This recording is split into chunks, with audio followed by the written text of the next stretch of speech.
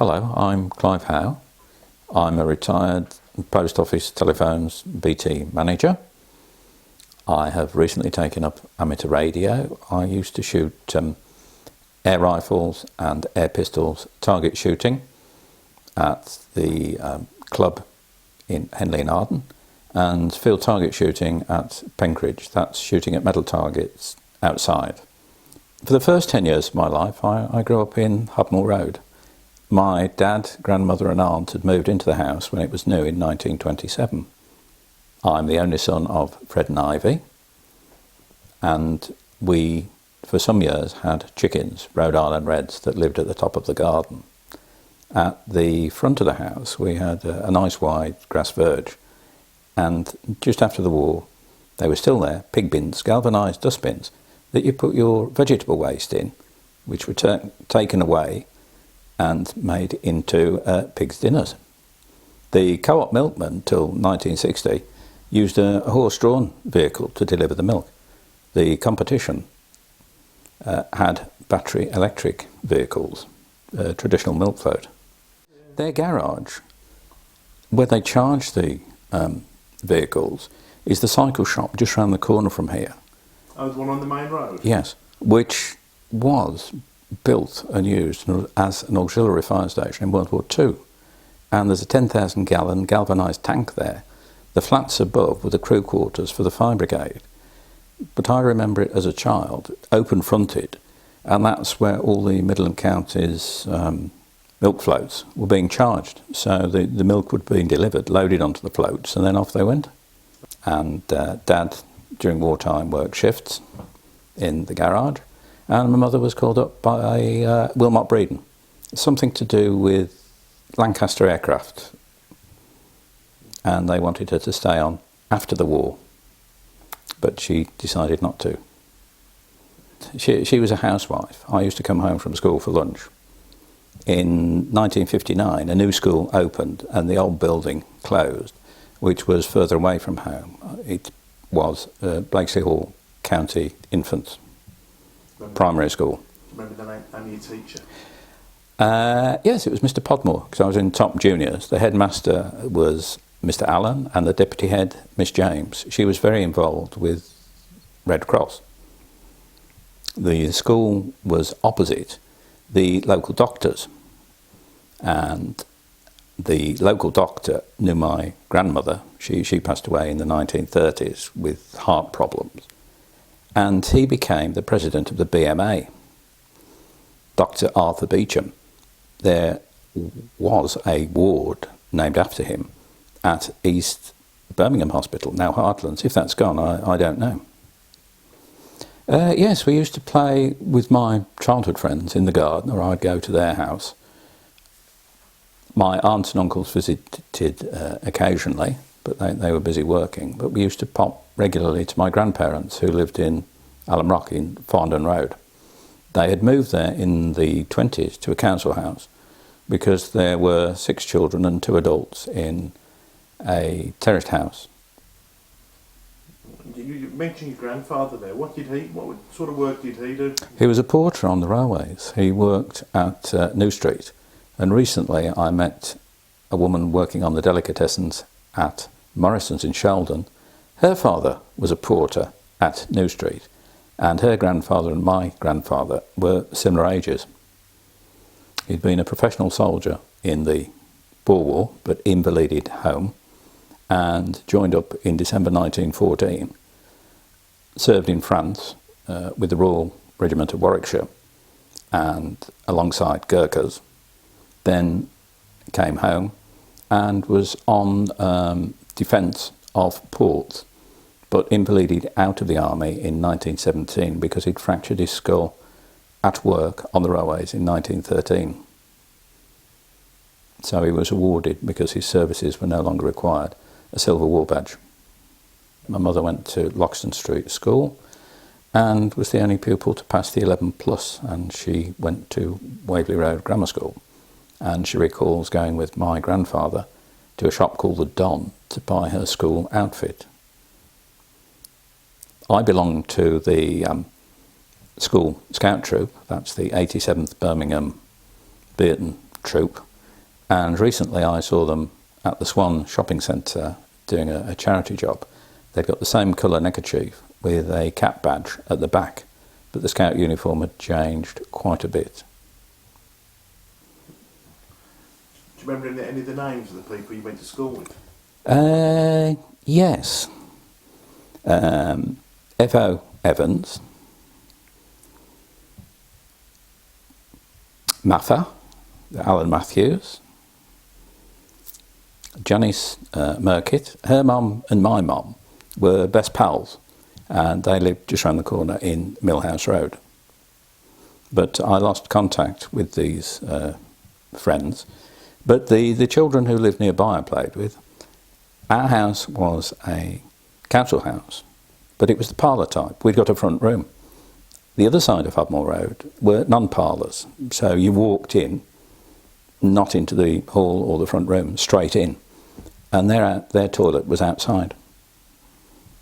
Over the road lived Colin Riley, a couple of doors away, Morris and Martin Hubbard.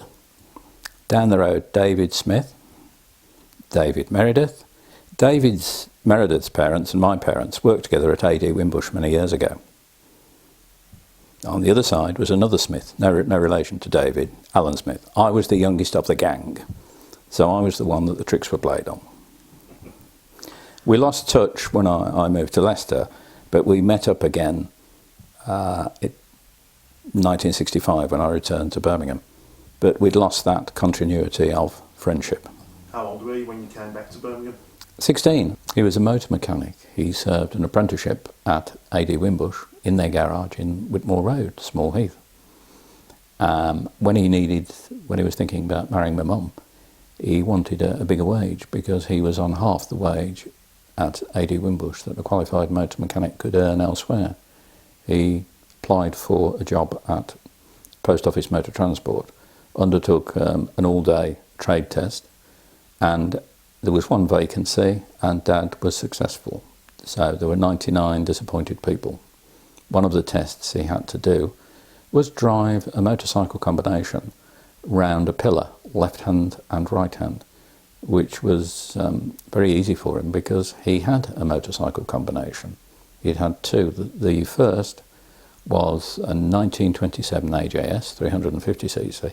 The second was a 500cc Roger Whitworth motorcycle combination, which was rather special because he's got a Bonaxter speedometer and had been used by Graham Walker, Murray's dad, as his runabout motorbike in the 1933 TT Isle of Man races. He bought it from John Pugh, who was a director of Roger Whitworth because the company was going out of business. And John Pugh belonged to the Atco Motormower family. But unfortunately he sold it Sunday, September the 3rd, 1939, because the Second World War was going to be declared and he hadn't got a garage for it. I visited the Commercial Street garage when he was a fleet manager. Now, Commercial Street was unique because it opened as a motor transport garage in 1938. It had dormitories for postman drivers. Previously, the site had belonged to the National Telephone Company, but on the site now was a brand spanking new garage for the fleet and also stores for post office telephones. He wasn't released for war work, although he wanted to go. He spent most of the war as a charge hand, that's a foreman motor mechanic, at Commercial Street. During September 1940, he saved the garage. They had a stick of 27 incendiary bombs through the roof. The vehicles had fabric bodies, so one of the things that happened was that the bombs welded themselves to petrol tanks and onto engines. So with the help of some of the postman drivers, they put everything out, but couldn't save an ammunition train which was parked over the way because they hadn't got a garage, they hadn't got a ladder long enough. I went to the Christmas party that they organised. He was the workshop supervisor of a garage in Hurst Street, which was the Birmingham depot for the road haulage fleet. And the entertainer that we had for the first party I went to was ventriloquist, Ray Allen, with Lord Charles. Absolutely fantastic. And I got a present, and my dad's deputy, his son Kenny, and I were looking after each other at the party. Kenny later worked for Post Office Motor Transport. I was on the engineering side. He then moved from the Green Fleet to a job in Leicester, just round the corner from Premier Drums. And every Friday he'd got to go to the bank to draw the wages. And Leicester Police said you must go at the same time. He'd got a workshop of 20 mechanics, and I visited the Benson Street garage a couple of times. He was also training some Fijian people to be motor mechanics. Well, Maurice and Martin's dad, he worked at the BSA. I think he was a toolmaker, but a very talented amateur artist. And on VE Day, my dad was 6'2½". Mr. Hubbard, Edgar, he'd got a pencil moustache, corporal, RAF. They were in the three-legged race, so it was like little and large. Who won? I didn't find out, but it was held at Burton Road School. Not the junior school, there was a senior school on the same site, which opened in 1927 to cater for the children of this estate of council houses. Colin Riley's dad worked at the Rover. Alan Smith's dad was a bricklayer, and he used to travel to work and home on it was green colour BSA Bantam. David Meredith's dad worked at AD Wimbush. Peter Smith, both mum and dad, worked for British Rail. And my godfather, mum's eldest brother, worked at New Street. And because they were both Smiths, obviously they knew each other. I told my mother, I told mum when I was about 4, I wanted to be a vicar, because you only work on Sundays. Yeah. But later, I saw a photograph in a book of some BBC engineers in front of a control panel with a clipboard and a warehouse coat, which I later discovered was called a cow gown because it was brown. I wanted to be a switch engineer. So I became a post office engineer instead. I worked for Post Office Telephones as a trainee technician apprentice.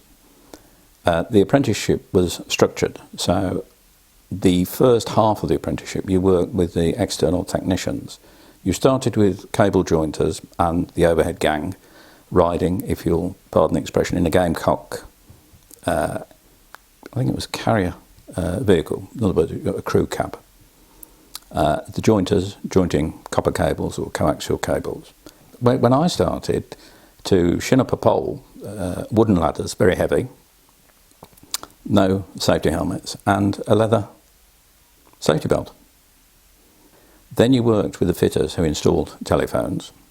The one job I had there was working at Birmingham Airport, changing all the labels on the 700 type, every telephone at Elmdon Airport, because all figure numbering was coming in. So that means 0121. There are about 400 telephones, the explosive ones and all sorts. Went all over the place. Control tower, customs and excise. Then sub-zapping line, that was maintenance. I worked from Sheldon. All the vehicles were bronze green then. The fitter I worked with, he'd got a minivan. He was very quick, and about every fortnight he broke it. Then moving on to internal works, I worked in telephone exchanges, which we call a switch, repeater stations. Then in the third year you had to choose what you wanted to do, and I decided I wanted to do internal planning and moved into a planning role. This is where I met a friend who I've known for more than 50 years, Stuart. He worked down the corridor from where I was. I then climbed the ranks, and at 21 I became a technical officer, which was the highest grade of technician that could be had. And once again, a planner. And I changed various departments of planning and eventually became a manager.